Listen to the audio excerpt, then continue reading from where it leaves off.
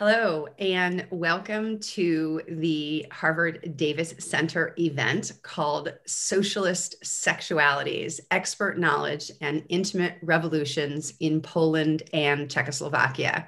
My name is Kristen Ghodsee. I am a professor of Russian and East European Studies at the University of Pennsylvania, and I will be moderating today's event with our two distinguished speakers who are coming to us live from Europe. The first is Agnieszka Kościańska, who is the Leverhulme Visiting Professor at the Oxford School of Global and Area Studies and an Associate Professor in the Department of Ethnology and Cultural Anthropology at the University of Warsaw. I actually met Agnieszka about 10 years ago when I was a fellow at the Radcliffe Institute for Advanced Study, and she was a Marie Curie Fellow, I believe, in the Department of Anthropology, working with Michael Hertzfeld. And in the past, she was a visiting fellow, as I've just mentioned, at Harvard University. And she was also a visiting fellow in 2006 at the New School for Social Research, the University of Copenhagen in 2005. She's also been at the Edinburgh College of Art in 2017. And at the Imre Kertész Colleg in Jena, 2016, as well as 2017 and 18. She is the author and co-editor of several volumes on gender and sexuality, including To See a Moose, The History of Polish Sex Education, which is forthcoming in English with Berghahn Books. It's already been published in Polish. And that Polish version was in 2017. And her other book is Gender, Pleasure, and Violence, The Construction of Expert Knowledge of Sexuality in Poland, which just came out with Indiana University Press this year. And the Polish version came out in 2014 with the University of Warsaw Press. So I am so delighted that Agnieszka is here joining us, sort of a Harvard reunion, even though we are only virtually at Harvard. Our second speaker is Kateřina Lišková. She is an associate professor in sociology at Masaryk University in the Czech Republic. Her research focuses on gender, expertise, sexuality, and the social organization of intimacy, particularly in Central and Eastern Europe. She is currently affiliated as a guest researcher with the Department of History and Art History of Utrecht University. In the spring of 2021, she is a senior fellow at the Descartes Center for the History and Philosophy of the Sciences and the Humanities. She serves as an editorial board member for the European Journal for the History of Medicine and Health. She was also a Marie Curie Fellow, and at that time, she was affiliated with Columbia University as well as with the Technische Universität in Berlin. Previously, she was at the New School for Social Research, as well as being a Fulbright scholar. And I met her when she was a visiting scholar at the Imre Kertész College in Jena, in Germany, in, I guess that was 2015-16, if I remember. We actually shared an office at that time. Her research on gender, sexuality, and expertise under state socialism was published by Cambridge University Press in a monograph titled Sexual Liberation, Socialist Style, Communist Czechoslovakia and the Science of Desire, 1945 to 1989, which won the 2019 Barbara Helt Prize for Best Book and received an honorable mention for the 2019 Adele E. Clark Book Award. So thank you, Kateřina, as well for joining us today. I'm very excited about your joint presentation, and please, for those of you watching, if you have questions, please put them in the Q&A section of the webinar, or if you're watching live on YouTube, to the live stream, you can also put questions into the chat box there. And then after the end of the presentation, I will be moderating the question and answer period. So without any further ado, I will turn it over to our two distinguished guests. Thank you so much, Kristen, for this really kind introduction. And many thanks to the Davis Center for organizing this. As Kristen said, we met 10 years ago at Harvard, and this is actually when the idea of this book was forged, and that was in the middle of my research project. So let me share our screen to start. Okay, so we'll start with just a brief presentation of what was going on when it comes to sexuality in Czechoslovakia and in Poland. Kateřina, do you want to go? Yes, we will be sharing now at first to give you a timeline of the developments in these two countries, which at first were slightly different, because in Czechoslovakia, the research into sexual matters started already in full force already in the 1950s. For example, research in homosexuality was conducted between 1950 and 1958, and homosexuality was decriminalized in Czechoslovakia in 1961. Yes, and in Poland, homosexuality was decriminalized already in 1932, and it was under socialism in 1969 when also homosexual prostitution, as it was called back then, was also decriminalized. Some things were happening at the same time across all of Eastern Europe. For example, new family codes were adopted in both of our countries in 1950, and those family codes equalized the standing of men and women in the household. But yes. Continue. Oh, sorry. Yeah, and did things like they legalized divorce, for instance, at least the Polish one. Yes, divorce was also made easier in Czechoslovakia, and the standing of children, irrespective of if they were born in and out or outside of the marriage, was also made equal. So these were quite game-changing family codes. Czechoslovak sexological research continued on female orgasm. I will talk about it more in a bit. It first started in 1952, and in 1961 there was already a first conference which was fully devoted to the question of the female orgasm. Later on, in the late stages of socialism between 1975 and 1980, there were sexual training techniques that were clinical tested, and again I will speak more about that in a bit. So Poland, and I will say a little bit more in a few minutes about it, Poland didn't have such a developed research on female orgasm, but the issue was widely discussed already in 1967 in Sexual Life by Kazimierz Imieliński, and then later in 1978 by Michalina Wisłocka in the most popular Polish sex book, The Art of Love. Another important issue for the equality of women is obviously having abortion decriminalized. And that happened again in various Eastern European countries at about the same time, in Czechoslovakia in 1957. Yeah, in Poland in 1956. And as you know, in Poland, it only lasted until 1993 when abortion became a crime again. Another important question that I oftentimes get is about sexual education. It is a more tricky question when it comes to Czechoslovakia, because there were already lectures, particularly in high schools, done in the 1950s, especially towards the end of the decade.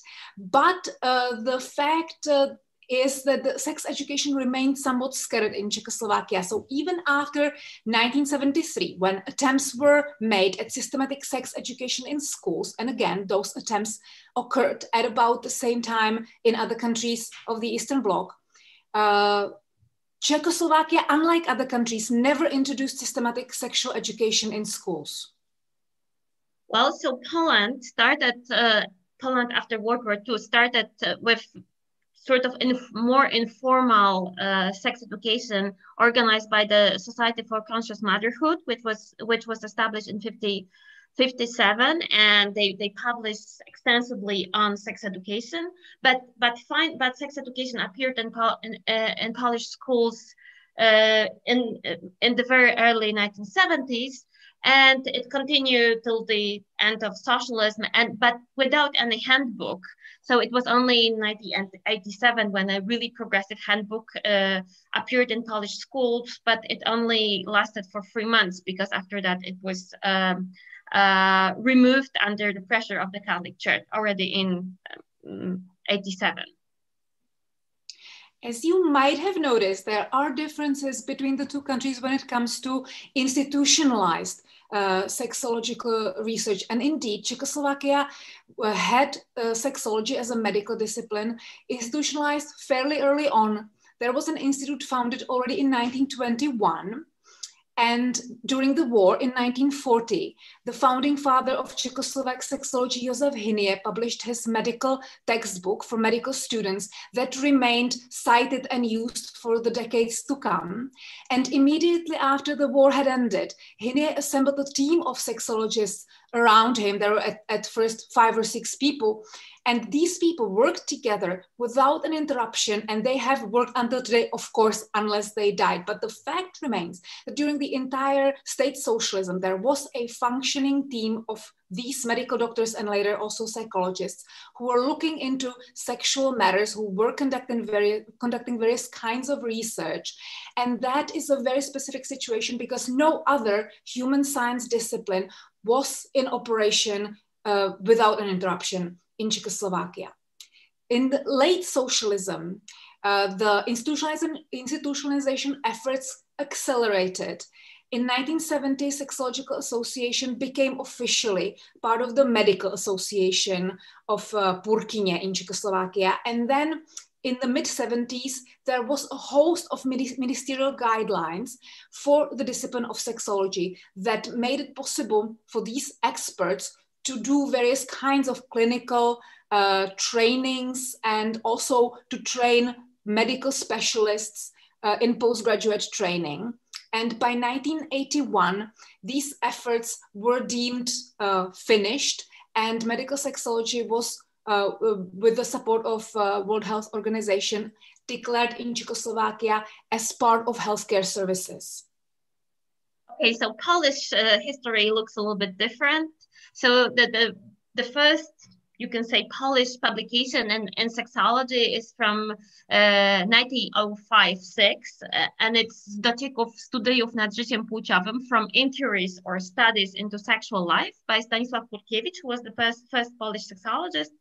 And he has a sexological practice in Krakow, and he really observed people having sex, and it was like very into this, but it wasn't really well organized. But under socialism in 1963, Kazimierz Imieliński, the founding father of today's Polish sexology, became the first to get specialization in sexology, and he later in 73 and then 81 established Institute of Sexology, first in Krakow and then in Warsaw. So it was so similar to Czechoslovakia. Poland has this really strongly institutionalized sexology under socialism. Okay, and now Kateřina will talk about her research. Yes, I promised that I would speak more about the research on the female orgasm. And then for that purpose, we need to move to the 1950s in Czechoslovakia. Many books were published at that point, various marriage manuals by Czechoslovak sexologists in which the authors were advising future marital partners how to have a successful marriage life. And what these books were typical of was the accent on equality of the spouses. So only when men and women are equal, when they respect each other as human beings with their various interests, when they fall in love, can they successfully marry and live their married life together.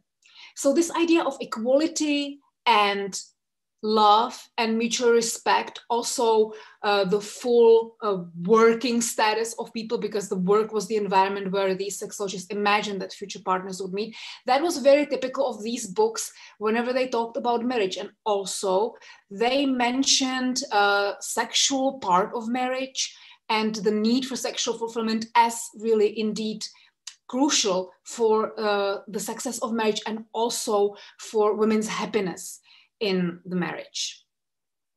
Can you, Agnieszka, put next slide, please?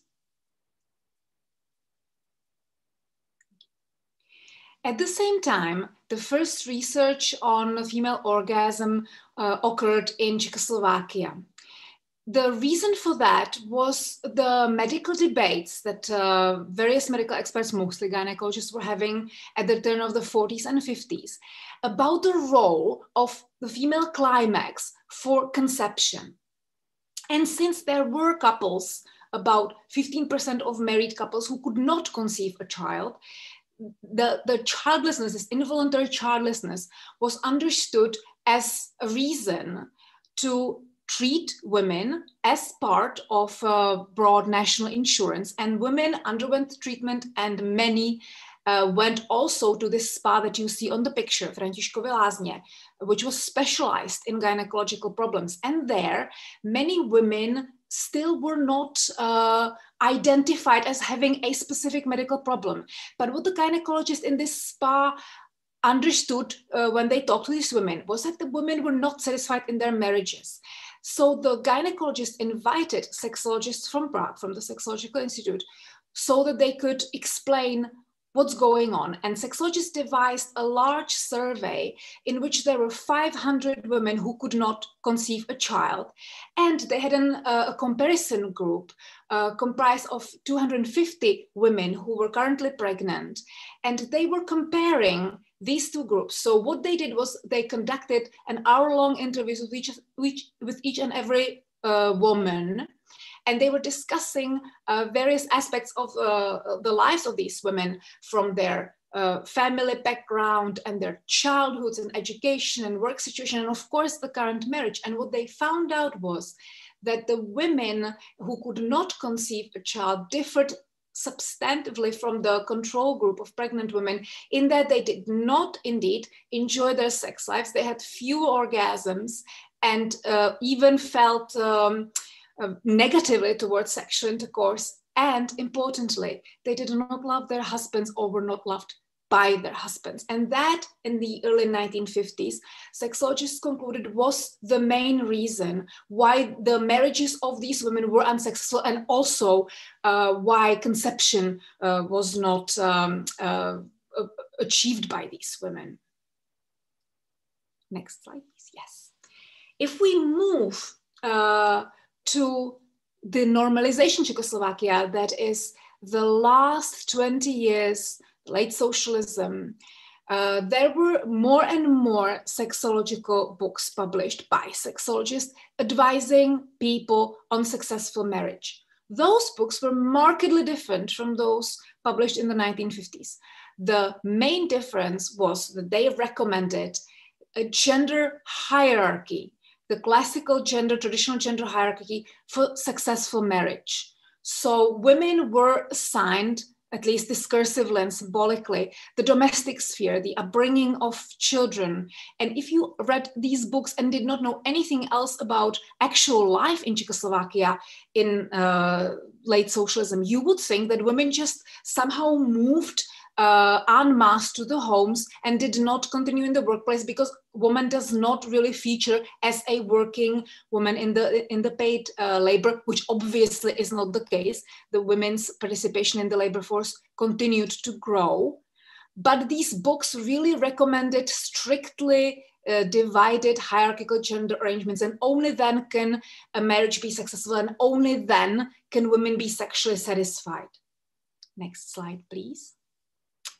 One of those books that you just saw had those like nice hands with wedding bands, and that same book contained also these graphic images of sex positions, and there were dozens of various images like this, advising people in a detail how to have sex and for what various body types, or during pregnancy or during defloration, what are the most successful positions that people can use. You would not be surprised to hear that this book disappeared from the shelves, at least its first edition, within several weeks, because there was a hunger among people for exactly these types of very clear, for this very clear type of advice of how to have sex. So there was this book which contained both this gender hierarchical advice and a very open discussion and advice on how to have sex life that is pleasant for both partners. Next one, please. There was a specific situation in Czechoslovakia in the 1970s. I mentioned that there was a clinical research conducted on the female orgasm, and that was done by this psychologist and sexologist Stanislav Kratochvíl, whom you see on the photograph. Kratochvíl went in the late 60s to the United States and got acquainted with the work of Masters and Johnson. When he came back to Czechoslovakia, when he returned to his work of a psychologist in a psychiatric hospital in a neurological ward, he all of a sudden started hearing his patients who were neurotics complaining about their unsuccessful sexual life in their marriages. So Stanislav Kratochvíl invited spouses of these patients to the psychiatric hospital, and people then underwent a training really designed according to Masters and Johnson. So they were, of course, discussing the issues with both therapists. They were participating in group sessions, and during the nights they were practicing various sexual training things according to the problems they were having. They were given specific cards with advice. You see a picture for how to stimulate the clitoris. But of course, there were many pictures designed for particular problems they might have been having. And the married couple was practicing these sexual things in a soundproofed house that you see on the picture behind the therapists. Because obviously in a psychiatric hospital, it is difficult to have sex, but that's why Kratochvíl and his colleagues had these soundproof houses built, because according to Kratochvíl and his colleagues, privacy and locked doors were very important for a successful sex life, as was technique, in which they were providing ample advice. They had very large success rates, especially as long as the treatment was practiced in the psychiatric hospital, about 76% success rate for both men and women combined. Those rates went slightly down when the treatment turned to outpatient clinics later on, because at that point, women particularly refused to participate longer in the treatment. But at first, the treatment was very successful. Next slide, please. As you can see already, looking at Czechoslovakia, there were quite, let's say, scientific methods used by sexologists. You can see experiments with control groups, of course, large surveys, and of course, research done in clinical settings. So Czechoslovak sexologists were very much focused on their scientific credentials and their expertise. The situation was slightly different in terms of methods in Poland.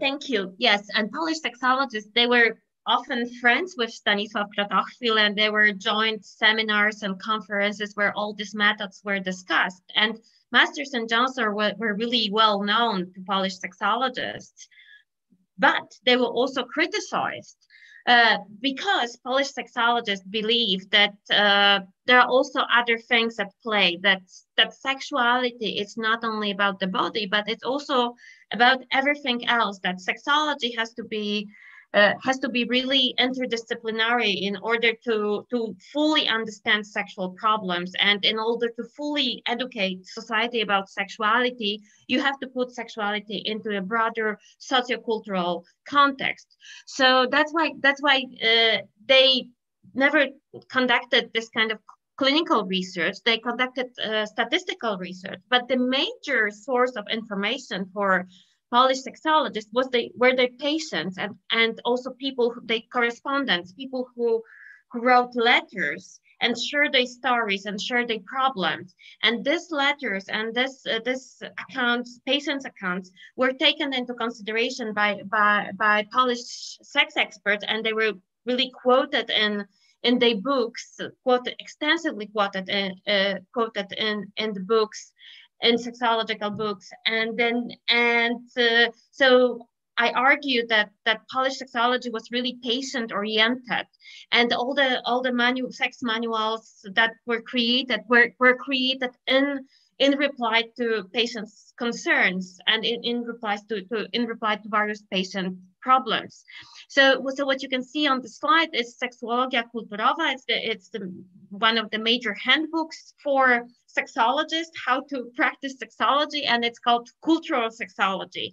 And Kazimierz Imielinski, the founding father of post-World War II Polish sexology, he argued that sexology is really interdisciplinary and should combine not only various branches of medicine and other natural sciences, but also pedagogy, law, psychology, and even somebody could insist theology, he said. And he said that sexology really needs to have a look at other aspects of sexuality: psychological, sociological, pedagogical, ethical, moral, legal, ethnographic, anthropological, biological, hygienic, religious, and medical. So that was this really broad picture of how sexuality should be understood.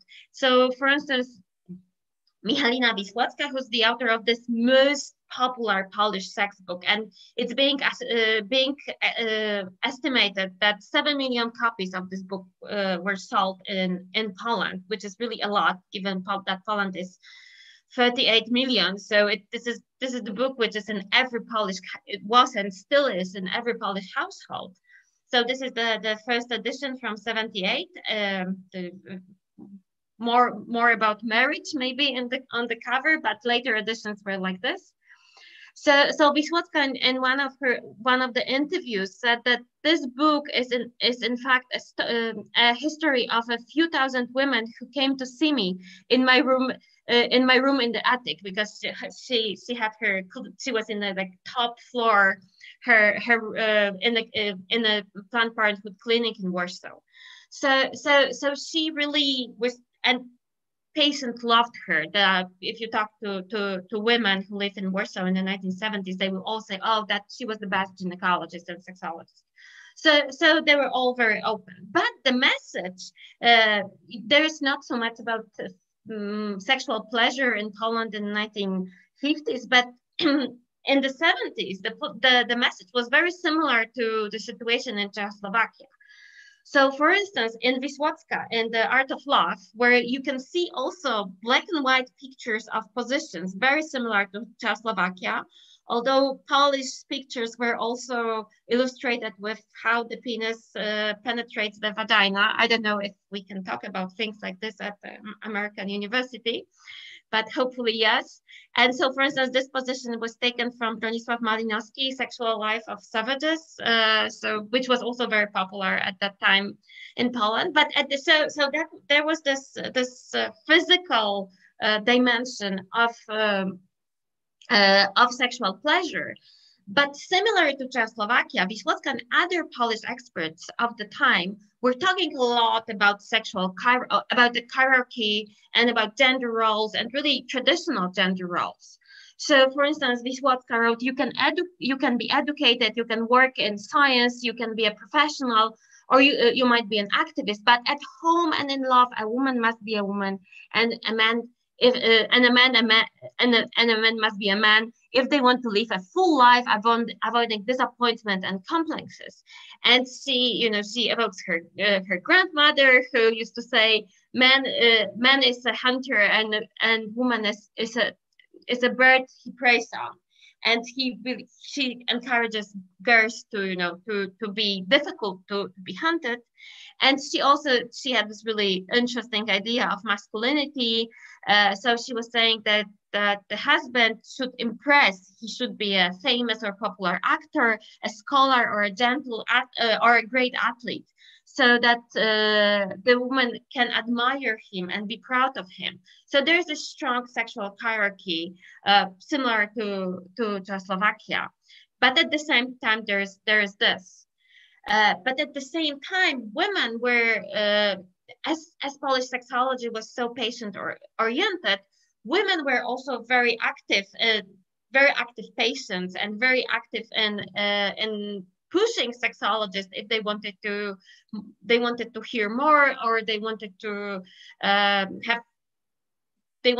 some ideas to be discussed, and they needed some changes in sexology. So for instance, another Polish sex expert, Zbigniew Lewsterowicz, who wrote this book, Seks Partnerski, Sex on Equal Terms, he was a columnist at ITD, etc., a super popular student magazine. He served as a columnist there for more than 20 years. So for instance, he received this letter from Jadzia, and she was saying, this is a very interesting example how sexological language was used by people, and this is really a proof of a huge popularity of sexology. So she was writing like this: I'm a young married woman, and I belong to the group of women with a clitoral type of orgasm. My husband knows about it, but he doesn't know how to arouse me. He gets tired and annoyed quickly.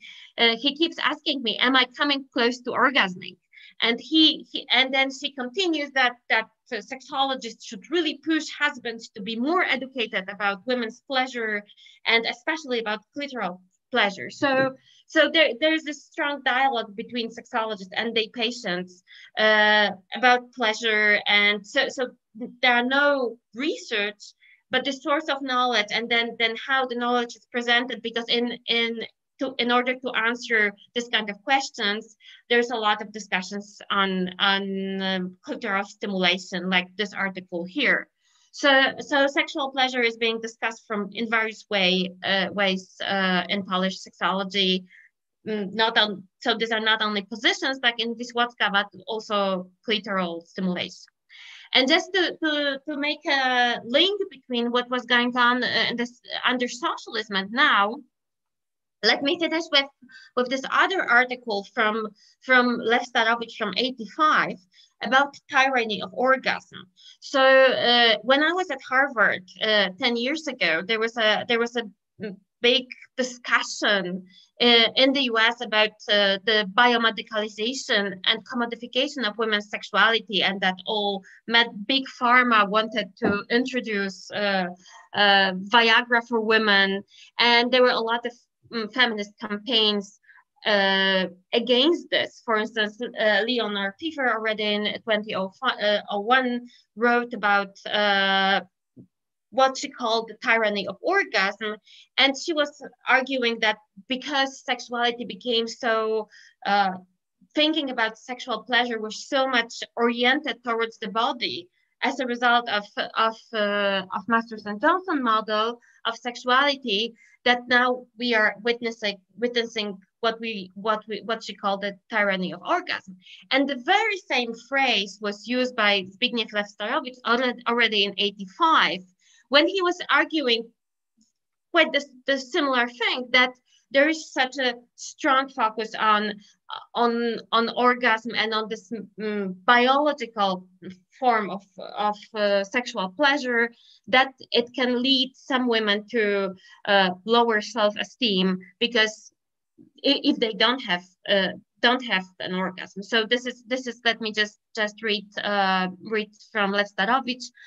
One can say that the interest in the phenomenon of orgasm and the development of sexology allow many women to enter into the formerly unknown world of experiences. But there is also the other side of the coin. The popularization of sexology, publications concerning orgasm, and satisfactory sex propaganda have led to the tyranny of the orgasm. For many women, the capacity to have an orgasm indexes their self-esteem.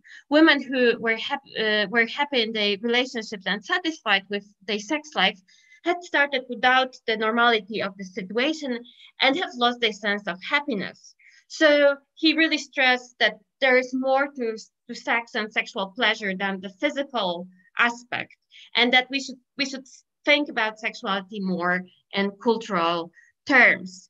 Yes. So thank you so much for your attention, and here are our two books on sexuality in Eastern Europe under socialism.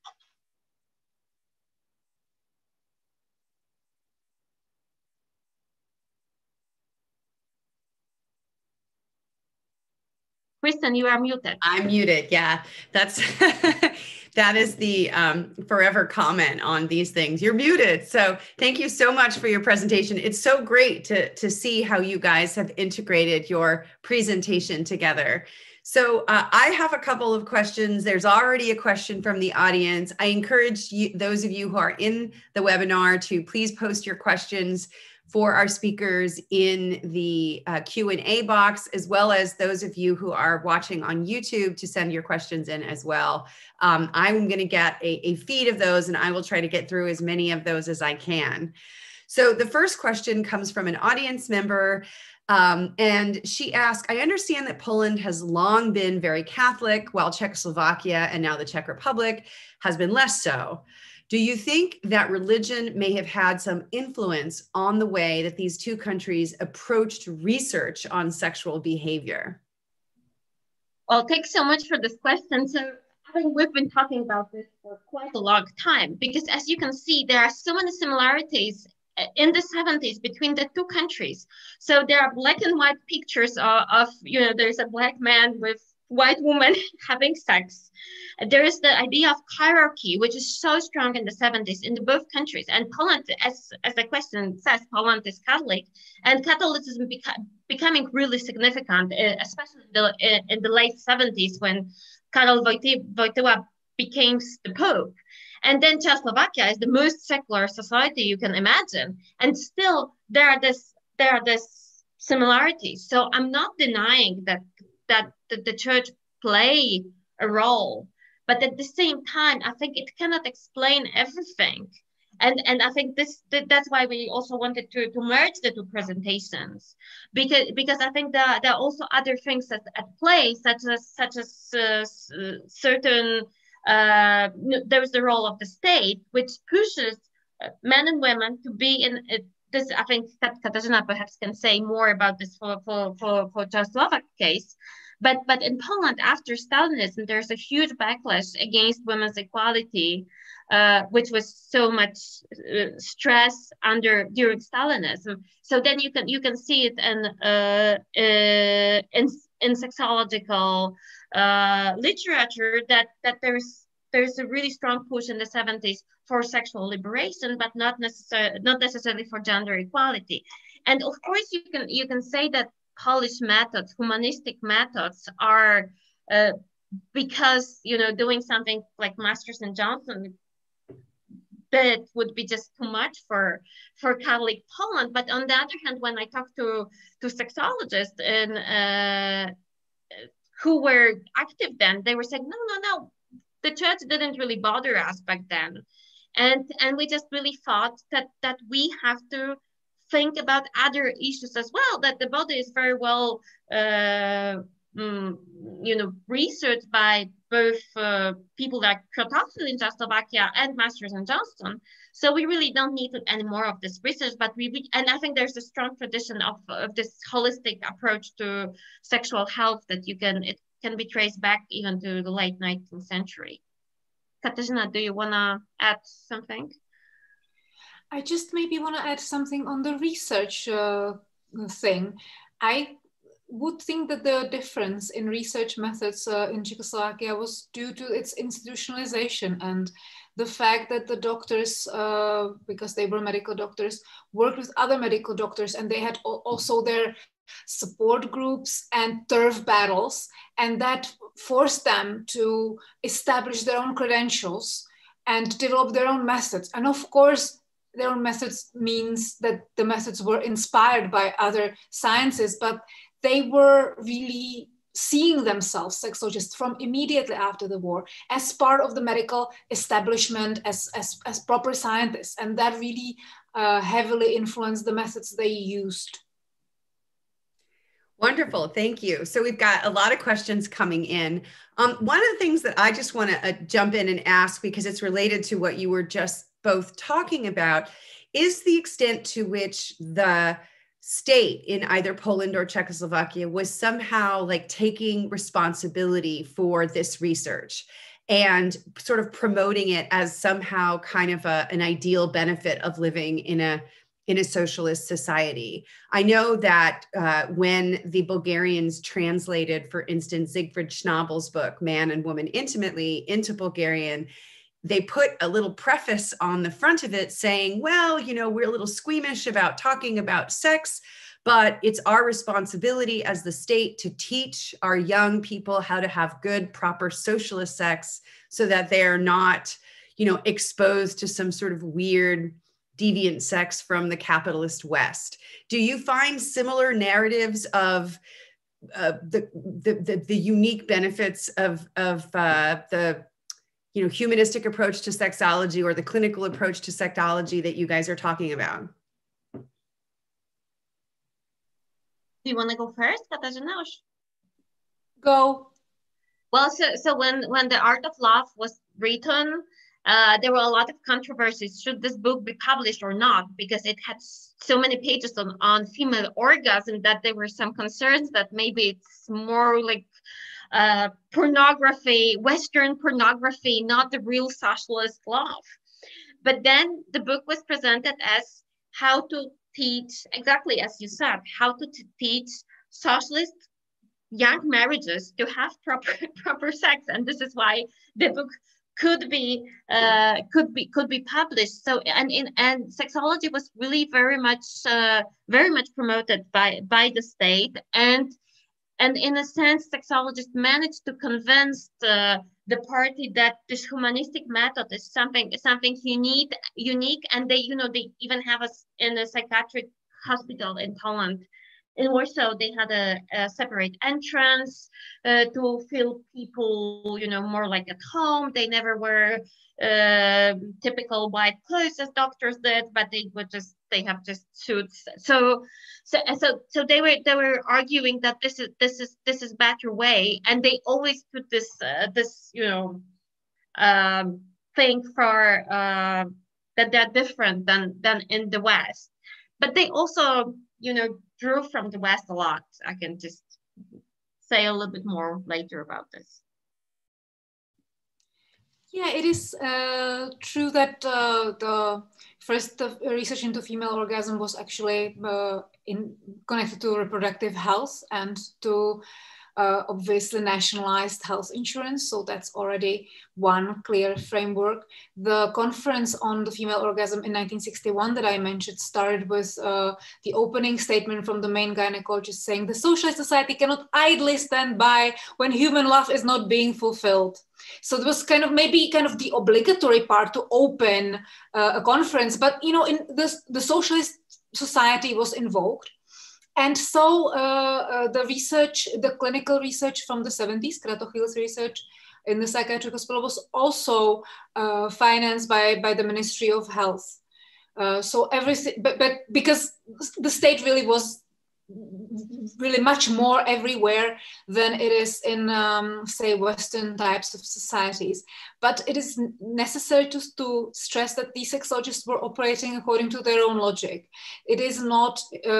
it would be incorrect to think that it was the state who was tasking them with something. It was rather the other way around, that they were doing their own research, tasked by, as scientists usually are, by questions and unresolved things and what they saw in clinical practice as necessary. And that was what the driver for them. And of course, they could use the state strategically to get finances, to get access to ministries as experts, which occurred from the 70s on, really on a large scale. And they were giving their advice to the state in a considerable amount of cases. Great. Can I add just one sentence? Sorry, that also in Poland, sexology was fully funded by the state, and this humanistic approach was also supported by inviting, art historians or sociologists or anthropologists to be part of sexological training. Thank you. Okay, so I'm going to try to combine some questions together here because we're getting a lot of great involvement from the audience.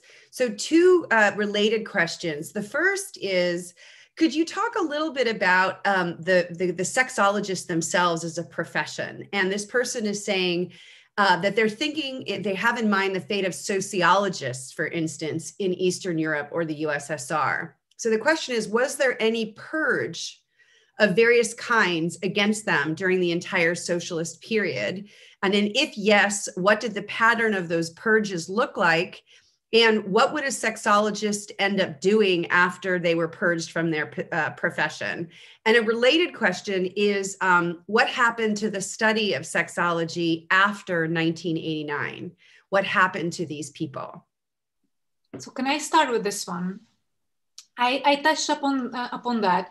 Sexology was not purged in Czechoslovakia. There was one documented attempt in 1952, so at the height of Stalinization, that there were debates at the Ministry of Health whether sexology is not some bourgeois endeavor and whether it should not be disposed with. At that point in time, gynecologists stood by sexologists, and together they saved the discipline, saved the institute. The Sexological Institute changed its name, which it did several times, at that moment to the Institute for Researching Reproductive Capacities.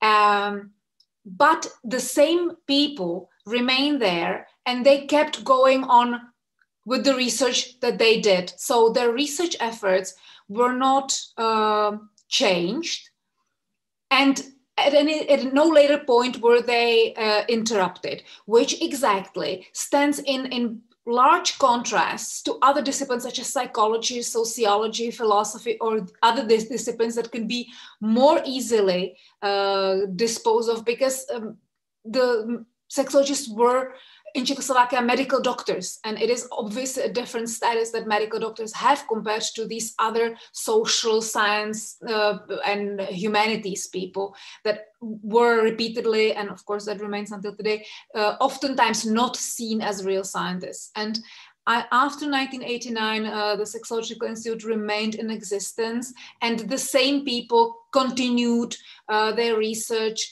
and really typically people ended their engagement with the Sexological Institute either by retirement or by death. So it really means that there was a same group of people and their disciples who continued on with their work. Yeah, the same in Poland. No, they were really supported by the state. So, and even if some, because some of them were medical doctors and some of them were psychologists or educational specialists. But what happened after 89? So I think Polish sexology survived quite well, and it remained interdisciplinary to some extent. Because then, if you look at contemporary sexology globally, and from a feminist perspective, as I mentioned earlier, there's a huge a lot of feminists criticize sexology or sex therapy in general for over biomedicalization of sexuality and for commodification of sexuality. So sex therapy is today very often just giving drugs for erectile dysfunctions and things like this. So this humanistic element is gone. But if you look what's going on in Polish sexology, it is still quite interdisciplinary, and there's a lot of space for more traditional sex therapy, not only for drug therapy with drugs like famous drug for erectile dysfunction. So although a lot of sexologists would complain that these were the golden times, the 1980s. We had all those great seminars with Czechoslovakia, and we had so many collaboration. And when American sexologists came to visit us, people like John Money, they said they were envy that we have the state funding, and we can have all those discussions and not only do whatever the pharmaceutical industry wants us to do it. Okay, so there are a couple more questions. I'm going to try to bundle them here. So the first one is about, to what extent were Polish and Czechoslovak sexologists collaborating with other countries in the Eastern Bloc, right? So we know, for instance, that apparently there was no sex in the Soviet Union, the famous slogan from the Telemost Boston conversation. But on the other hand, the GDR, Eastern Germany, was extremely progressive in some of these ways, and obviously Romania was not. So can you talk a little bit about intra-block collaboration? So not just collaboration with the West, but also collaboration with the other countries. Another set of questions revolves around sexological attitudes towards homosexuality, specifically lesbianism. You talked a little bit, and how it was treated within the sexological literature. And then one other person explicitly asked about prostitution. So can you talk a little bit about the treatment of prostitution in the sexological literature? I think one of the slides talked about the decriminalization of what they called homosexual prostitution. So what about heterosexual prostitution? So three quick questions there. One about prostitution, one about the treatment of homosexuality, and the third about collaborations with other Eastern Bloc countries. You can answer all three or selectively. Should I go first? So briefly, so lesbianism was really not a big topic, because as homosexuality was legal, and sexologists had some patients who were homosexuals who wanted not to be homosexuals anymore, but they were mostly men, and they hardly ever had any lesbian patients. And so there's really little that is in 20 years of left starobić writing for student magazine ITD. There are only three very short articles on lesbianism, saying, you know, he was saying just, well, that this is a form of female sexuality, homosexuality, and it goes way back to Sappho and so on. So there's really very little. And the same with prostitution. There's sexologists didn't really talk much about prostitution. There are some accounts, but this wasn't any major topic. But at the same when it comes to collaboration, there's a huge collaboration between Poland and Czechoslovakia, with conferences and exchanges, translations. Kratochwil had quite a few books translated into Polish. And then also Polish books were translated to other Eastern European languages. And I think, Kateřina, I will give it to you to continue. Yeah, I could very easily just say it was very similar in Czechoslovakia. A lot of collaboration within the bloc. Conferences that were happening at least once a year, if not more often, with experts, mostly from neighboring countries, but also from afar. There was a big international conference in 1968 in June in Prague, where there were experts from all over the world, from 4 continents. So there was really East, West, South, North collaboration. So definitely Czechoslovak sexologists were connected both within the bloc and beyond, and they were up to speed with knowledge and sharing. And lesbianism was not a frequent topic. If it was mentioned, then doctors would say something, yeah, we don't get women to our sexological offices because women who are attracted to women don't have complaints. And typically, obviously, sexologists would meet people who had problems of various types. And as to homosexuality, I mentioned that there was this big research between 1950 and 1958 into male homosexuality that was quite groundbreaking. I would give a shout out to Kate Davison, who recently published details on how this research was conducted in Czechoslovakia, and importantly, how it influenced, or rather how it disappeared from knowledge when it traveled west, both to West Germany and Australia. So that was something that was done, but again, male homosexuality. And during this research, Czechoslovak sexologists realized that they cannot retrain a male homosexual to be heterosexual, which had been the original purpose of this research. And upon this realization, Czechoslovak sexologists pushed for the decriminalization. So that was the reason, the research was the reason, and the decriminalization of male homosexuality occurred in 1961.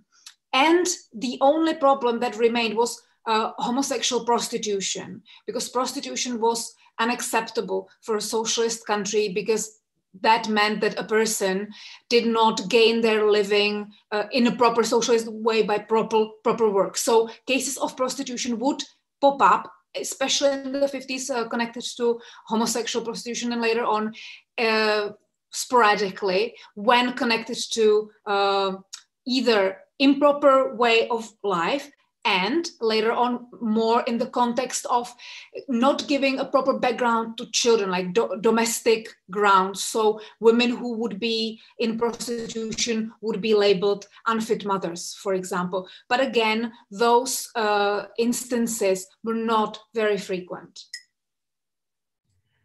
Great. Okay, we have a few minutes left. There's an interesting comment, which is also sort of a question here from somebody who came from Czechoslovakia to the United States in the 80s. And I know that both of you have lived in the United States as well. And so this comment basically is about how, I'm going to read it. When I came to the USA in the late 80s, I had a big cultural shock. Society was so much more reserved compared to my life under socialist Czechoslovakia, where sexual behavior and body politics were very relaxed. Are those differences related to differences in the economic system? So this is related to an earlier question that we had, or, especially Agnieszka, you talked a little bit about Masters and Johnson. What do you think underpins the very different attitude towards sexuality, for instance, in Eastern Europe and in the United States? Well, I think from my research perspective, I would argue that this economic element is important here for the development of science. So if you have science which is being fully funded by the state, and of course the state can censor the science for its own reasons, but then this really interesting method of looking at sexuality from an interdisciplinary perspective couldn't be so easily developed now when sexuality is mostly funded through pharmaceutical industry. So this is something we see all over the world, that sex research are being really generously funded by the industry. So and I think that we tend to think that Eastern Europe should catch up with the West. So one of my interview partners told me, well, I already mentioned this about American sexologists. Well, they envy us that we could have those prolonged discussions with art historians about changing ideas about the body, or we could have, and they even hired a priest in one of sexological units to help transgender patients to transition. Spiritually, so to be a good Catholic woman or to be a good Catholic man after transition. So, and it was all funded by the state. So I think that also in terms of the church and the state relation, it's also interesting here. But I think that at least when it comes to sexology, how it is being funded, it really changes changes thinking about it. Kateřina, do you want to jump in here? Oh, absolutely, because it was a question about Czechoslovakia. So yes, I want to say something. While the discourse changed to this gender hierarchical one, at the same time, the state policies remained fairly equal. Meaning women were not pushed out of the workforce. They were having their independent income. They were getting education so they could earn reasonably good wages. There were state policies for childcare and maternity benefits, and they were really tied to mothers, which is the double bind, right? Because you have this gender hierarchy discourse which accentuates women as mothers, but that also means that the money is tied to women, not men. So if a divorce occurs, and it did occur in Czechoslovakia, then women ended up with both children and the money for the children. So by the 80s, women were really oftentimes divorced with children, but also with money, and oftentimes even more money than they had compared to when they were married. So there is a very, very kind of twisty situation, which ends up with women being in the position of agency. And that really makes for women's decision-making and equality in a much better way than a situation in which women don't have these economic liberties and securities, right? So I think that helps explain a lot why women from the East were used to their independence and also sexual openness, because that sexual openness, as I showed, as Agnieszka also talked about, kept getting more and more open for people. So while the gender discourses were hierarchical in late socialism, sexuality was not silenced. So there was a really advantageous situation of broadening economic liberties, broadening discourse on sexuality, and this gender hierarchical discourse had definitely ambiguous effects, but one of them was that women were connected with the money for the children. All right. Well, thank you so much for your wonderful talk and your wonderful answers to these questions. For those of you listening, if you're on the Zoom chat, there is a 30% off code from Indiana University Press so that you can buy Agnieszka Kościańska's book, Gender, Pleasure, and Violence. I also highly recommend that you check out Sexual Liberation Socialist Style, which is available from Cambridge University Press. Both of these books are incredible. I believe I just got a message saying that the code for Agnieszka's book has also just been posted to YouTube. So please, I mean, we all should be giving you claps. I don't know how to do that, but thank you very much for joining us from Europe. And this has been a really enlightening and wonderful conversation. And for those of you who are watching, if you know people who would be interested, I believe this will be archived on YouTube, as well as maybe perhaps on the Davis Center site. I'm not really sure, but we will make sure that it's available to people who are interested in watching it in the past. Thank you very much. Thank you. Thank you for inviting us.